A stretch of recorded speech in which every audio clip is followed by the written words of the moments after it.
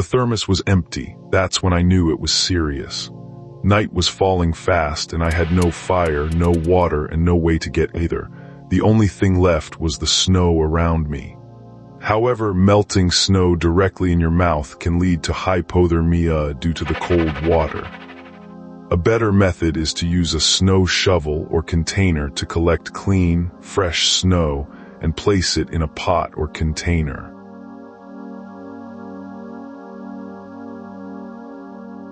If you have a heat source like a stove or even a solar cooker, use it to melt the snow. If you don't have any heat source, consider using body heat by placing the container of snow next to your body in a sleeping bag to slowly melt it. Remember, melting snow takes time, and always ensure the water is purified before drinking to avoid pathogens.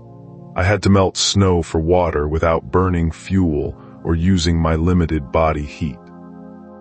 It was the coldest I'd ever been, and I didn't know how much longer I could stand it. The first thing I did was look for dry tinder. Dry, small, sheltered from the wind, that's the key. Next, I built a small, efficient fire to minimize fuel use. To avoid using too much body heat, I used a large container to collect snow and placed it near the fire to slowly melt it.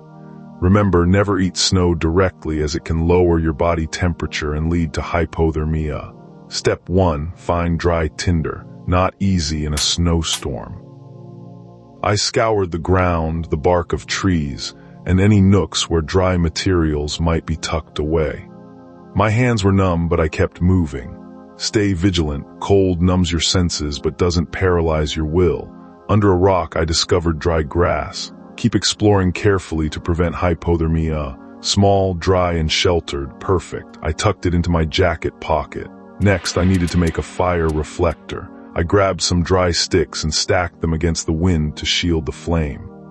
A fire reflector catches the heat and directs it towards you, keeping the flame warm and efficient. You don't need a lot, just enough to keep the flame going and conserve fuel. And never assume that any plant is safe to eat or touch without consulting a field guide or expert. Step 2. Build a fire reflector. Keep it simple and efficient. Just a wall of sticks against the wind will do. I added some dry grass inside the reflector as tinder. The grass catches fire easily but needs a good source of fuel to keep burning. Gather more dry wood and kindling to ensure your fire burns steadily. But I had no matches, no lighter, no fire. I had to use the snow. That's when I knew I was in trouble. I didn't have a way to make fire. I didn't have a way to melt the snow safely. I was out of options. However, there are ways to obtain water from snow without fire or burning fuel. One method is to use your body heat. Tuck a handful of snow into your clothing against your chest or armpit to melt it slowly.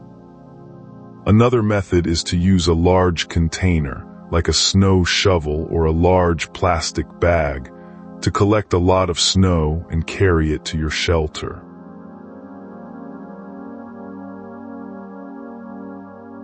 Leave it inside overnight where it can melt gradually.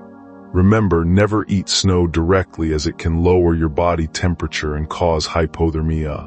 I started with the snow. It was cold, but I knew I had to do something. I needed to melt it with body heat.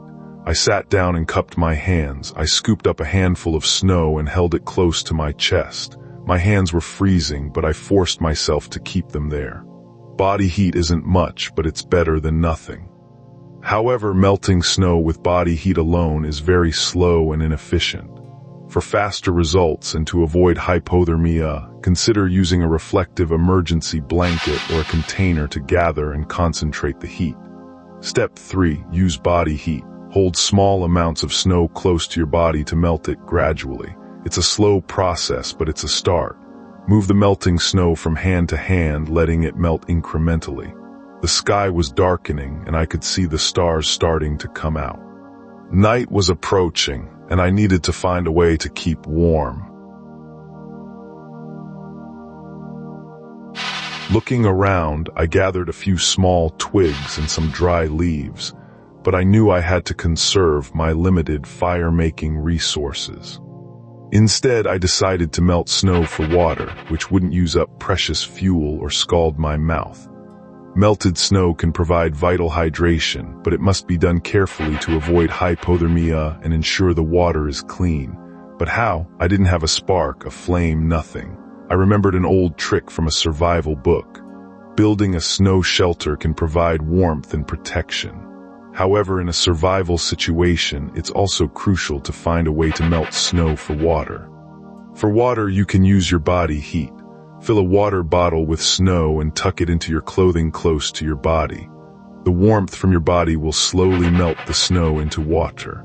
Remember, always purify water before drinking, even if it comes from melting snow, as it can contain harmful pathogens. I started by gathering snow, packing it into small, manageable blocks. I then stacked these blocks to form a small, dome-shaped igloo. It was a challenging task, and the cold was relentless, but I had to stay focused and not let the biting chill distract me. This structure would help to conserve body heat, but I also needed a way to melt snow for water without burning fuel or using my body heat. One effective method is to use a reflective surface, like a sheet of aluminum foil, to concentrate the sun's rays on a small pile of snow. This can gradually melt the snow into water without expending additional energy. However, always remember that untreated snow can contain pathogens and should be purified before consumption. The igloo was taking shape. I kept packing the snow, making it as tight as I could. I knew it had to be solid. The cold was getting worse. I could feel it in my bones. I needed to finish the igloo and secure a reliable water source without burning precious fuel or risking a mouthful of painfully cold snow. I kept working, pushing the snow into place. Once the igloo was complete, I planned to use a reflective surface like a sheet of aluminum foil or a space blanket to concentrate sunlight and melt snow for water. This method not only conserves fuel but also ensures the water is safe to drink, avoiding the risk of hypothermia from ingesting icy cold water. The igloo was done. I crawled inside and it was warmer. Snow acted as insulation, warding off the chill. I tried to calm down. Though the cold lingered, it wasn't as unbearable. Clear thinking was essential now. One of my immediate needs was water, but I couldn't risk burning fuel or scalding my mouth. I decided to use the method of melting snow for water without burning fuel or harming my mouth. This method involves using body heat and insulating materials to melt snow gradually, which is safer and more resource efficient. I looked around for more snow. I needed to melt it safely.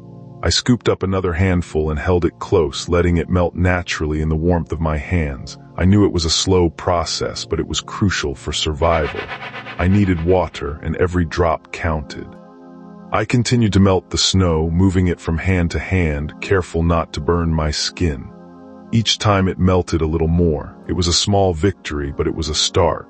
The night was falling fast, and I could see the stars clearly against the darkening sky. The cold was intensifying, and I needed to find a way to stay warm. I remembered another trick, melting snow for water without using fuel or my mouth. It's possible, but it needs to be the right kind of snow. I needed dry, powdery snow, not wet or icy snow. Dry snow is like fluffy paper and can be melted in a metal container over hot coals or placed in a cloth or leather bag and suspended near a fire. This method not only conserves fuel but also keeps your mouth from freezing. Remember, always purify snow melt water by boiling for at least 1 minute to kill any pathogens before drinking. Under a tree, I spotted some dry snow, but it was sparse. Scarcity forced me to gather whatever I could find and keep it close. Water was my priority, yet I lacked matches and a lighter. Pocket contents yielded nothing useful. Another solution seemed imperative.